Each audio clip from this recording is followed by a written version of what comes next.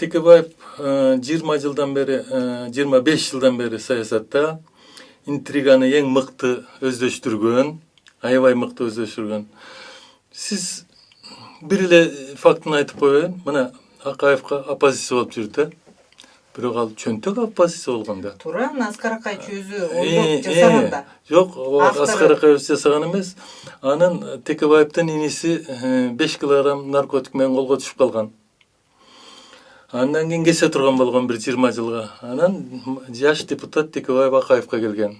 Аскар Акаевич, эмне десеңиз макулмун, депутаттан кет десеңиз кетейин, иними бошотуп бериңиз деген.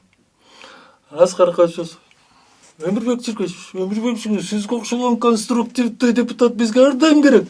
Иниңиз бошойт, сизди өмүр бою депутат кылам деп айткан. Эми мен кичине образ кылып айтып атам. Негизи мааниси ушундай болгон. Ошентип Текебаевдин ар бир шайлоосуна акча бөлүп турган. Мына азыр дагы адамдар бар ошол жерде иштеген. Налоговыйдан, госимуществодон жана акчалуу көп министрликтер болот да. Таможнянын чоңдоруна айтып койгон. Баарыңар энергетикадан, баарыңар $10,000 берип тургула Текебаевка ар бир шайлоодо деп. Мына көрбөйсүзбү? Мына ошон үчүн ушундай интриган адам ошо элге ал өзү мен Акаевка оппозициямын деп атат, а өзү Акаев менен бас-бас болуп колтукташып жүрөт. Ошон үчүн жанагы эменде ошон үчүн Акаев берген заслуженный юрист деген оппозиция кантип берсин? Бербейт эч качан. Анан мына 5-жылкы немеде, революцияда Текебаев катыштыбы? Катышкан жок. Тиги түштүккө отуруп алды келбей. Анткени Акаевка жаман көрүнүп калат, Акаевти аралашып кетсе.